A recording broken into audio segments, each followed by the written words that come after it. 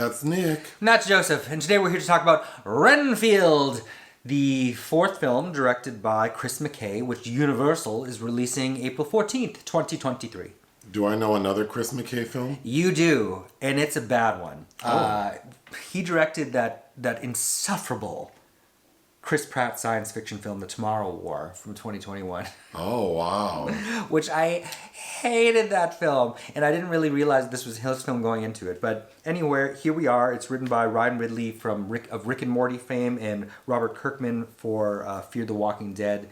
And I suppose it walks a fine line between both of those kind of tones. I thought this movie was fine enough. I disliked this movie. I thought it was dull.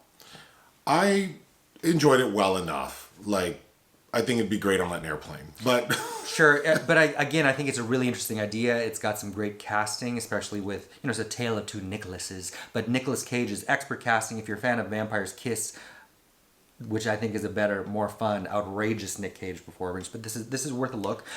But it's trying too many things. It should have just tried to be. Mel Brooks already did this with Dracula Dead and loving it. The story is complicated for what it amounts to. I do think it could have been simplified. We can get into that. It's hard to say the basic story because there is a lot going on. But basically, Dracula, played by Nicolas Cage, his familiar, Renfield, who's played by Nicholas Hoult, he's had Renfield for 80 years. And we see that Dracula has fallen off. His money's not right. He's been chased out of wherever they were. So in present day, they're in New Orleans. And we can talk about New Orleans because the way New Orleans is painted is kind of ridiculous. But Dracula and Renfield live in an abandoned hospital. Mm-hmm. And Renfield has come to crisis because he's been attending codependency support group meetings. Mm-hmm. Because he feels like the relationship he has with Dracula is toxic, which is funny. And through these meetings, he realizes that he can break away from Dracula. He has the power. Okay. So simultaneously, we're told 6 organized crime families run New Orleans. And not even the most powerful one is the one we're dealing with. We're dealing with the Lobos family. Mm-hmm. And Awkwafina is a lowly police officer for the New Orleans PD. And she is trying to tear down the Lobos family because they're responsible for the death of her father. Who was also a good cop. Who was also a part of the New Orleans PD. So she's chasing them. Renfield's trying to find himself. And the two of them converge, Renfield and Awkwafina, at a bar that had a questionable name to me. It's called Mulattes, mm-hmm. which, I think considering it's set in New Orleans, I don't know. I'm curious what that bar's supposed to mean, or the name's supposed to mean. But anyway, they meet there, and Renfield helps basically kill a bunch of bad guys with Awkwafina. So then they kind of have I wouldn't call it a romance, but they seem like they like each other. There's supposedly a shared chemistry. But everything goes left because one day Dracula finds out that Renfield has been building up his self-esteem via this support group that's being housed at a church. And he finds out about that because the Lobos come looking for Renfield. So Dracula kills all of the people at the support group. And Renfield shows up and Awkwafina shows up and she thinks Renfield did it. She places him under arrest, but then she realizes she needs his help to defeat the Lobos gang and Dracula because they have captured Awkwafina's sister, who happens to be an FBI agent. That's just casually working in the same building. In the same building. We can get into it, but then all that culminates with a showdown between Awkwafina and Renfield and Dracula and all the bad guys. Of course, they defeat Dracula. The end. The Lobos are taken down. They're all killed except the matriarch, played by Shohreh Aghdashloo, who I do like, and God, her voice is so. She has a great voice. She's beautiful, but that voice. She was the voice of Gozer in the last Ghostbusters film. We see her being arrested. Mm-hmm. Yeah, I like her a lot, but not enough to save this film. What did I like? I think Nicolas Cage is perfect for this role because I think the makeup's great. is great, and Nicolas Cage gets a lot of really fun lines where he's yelling and angry, and he has these really cool teeth. Well, he has those Zuni fetish doll trilogy of terror teeth, and we don't even really see his fangs until the end. And he also is giving me Lon Chaney a little bit too, Man of a Thousand Faces. But he is definitely the highlight. But that's why this seems like such a wasted opportunity. I feel like we're focusing on the wrong. Based on who you got to play this role. I also liked Awkwafina. I don't think I really ever looked at her before. I didn't realize she was so short and stout. She's also the way they dress and the way she's her body language. Moving, it works. Like, it's really cute. She's really cute. She moves around kind of like Edward G. Robinson. But and then Nicolas Hoult, I did like him. I don't know that he should have been the focus, but definitely not. Especially when you have, like you said, Nicolas Cage is just so sumptuous in this role. Nicolas Hoult, Renfield's also narrating it. I don't know. He needed more of that Peter MacNicol energy from Dracula Dead and Loving It. I think if you're going to be this horror comedy route, he's boring to me. And he did a zombie movie a decade ago called Warm Bodies, which I also felt very lukewarm towards because it's just like meh. I didn't think Nicolas Hoult was boring. He does get like 3 pretty big fight scenes that I thought were actually really cool. And the fight scenes are they're comically gory. So I could see a group of people really being into this movie. Sure, but it's like Crouching Tiger, Hidden Dragon as Grand Guignol. I don't know. It just stuck at that note though. It's just... I found it a little more dynamic than that. I think what ruins it is the story. It's too much. They could have pared this shit down. Actually, I think there are 2 versions of the story that would have been better. Working with what we have, I wish it would have just been Awkwafina and Nicolas Hoult meet at this Mulattes bar, and they develop like a friendship and a flirtation, and they're dating. And then she finds out that this guy she's dating is like Dracula's minion, and so she's in conflict. Like, does she turn him in? But then they end up together, and that maybe she shows him like how his relationship is toxic. Yes, because I think the whole support group thing. While I think all the actors in those scenes are fine, and the guy leading the group is fine, it just felt so extra. Like, why couldn't Nicolas Holt's character Renfield built up the courage to separate from Dracula by dating this woman? Mm-hmm. It's just too many layers that are so superficial. And then maybe also examining how you're jumping from one relationship to another, and how that's a problem. But in this universe also, it's important to note that simply eating insects, any insects, no matter what, gives him this boost of power that's superhuman. Which is kind of fun, but it's not really explained. And he even says, like, to her, Awkwafina, like, oh... Like, I don't have time to explain it, but it'll make sense. And it's like, but it doesn't. Okay, the other story that I think would have been fun is at a point, Awkwafina's character gets a hold of like some evidence at a crime scene that she thinks can unlock who's responsible for these murders. And she begs her sister, who's in the FBI, please like run some DNA test or whatever on this bloody pen.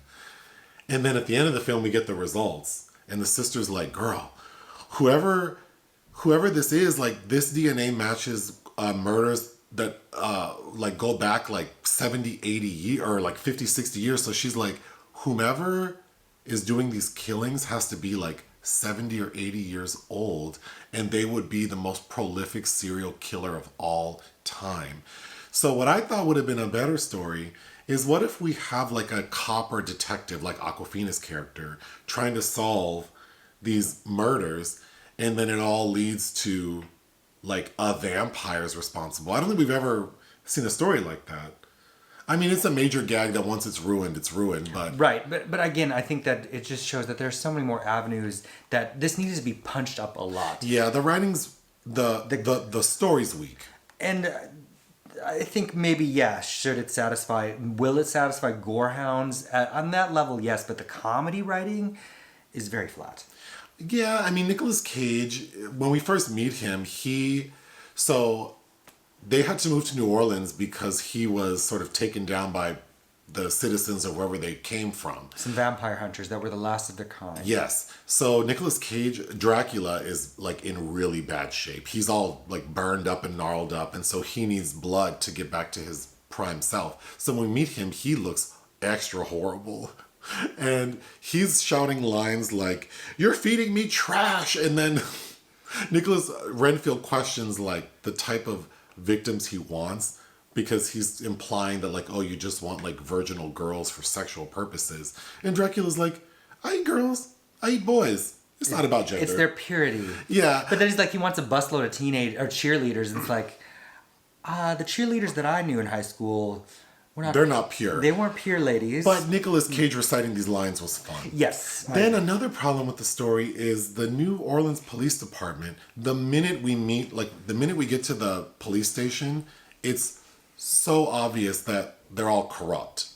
And if you can't tell by that, there's a big sign in the background of like the office of the police station, like there's a sign on the wall that says, "Don't solve the crime till overtime." Mm-hmm. Yeah. So it was really disappointing that like, oh, we know immediately that this police department's in cahoots with the Lobos gang. I also really didn't like Ben Schwartz's Tedward Lobo. Oh. He was one note. I did like him, but he is very one note. I did not like it. He does the voice of Sonic the Hedgehog. I could have done with less of him. I liked him more than the idea of Awkwafina having this sister who works in the FBI in the same building as her. I agree. That's no Gouda either. No. But again, it was like I felt like I was leaning towards a 2.5 on this, but it's like, and then you have like Marco Beltrami doing the score. I don't know. There's just so many wasted opportunities. When Renfield builds the courage to sort of disconnect from Dracula, he's reading. That whole sequence felt weak because he goes and gets an apartment, and then he's told he should get a makeover. So he wears pastels. So he like cleans himself up a little bit. I think he looks the same, but his hair's more done, and he's wearing like pastel, like J. Crew type shit. And he has an apartment that he paints in like bright colors. And Dracula shows up. But I thought it was funny that in Renfield's new apartment, he has like a vision board. But that remember in Addams Family Values when Angelica Houston's like, "Debbie, pastels?" Well, the problem with that entire idea is like, doesn't Dracula have some control over his familiar? He does. And it shows it as he's like reaching out to him and contacting him and calling him back. But it doesn't explain how he's kept him so tightly bound to him for so long. Yeah, I wish we would have explored there. I assumed based on the title and knowing that Renfield is Dracula's familiar, I thought we were going to get a closer examination of the relationship between the two. And we really don't. Instead, this Renfield is off doing his own form of vigilanteism by killing the people that are the toxic counterparts to those in his self-help group.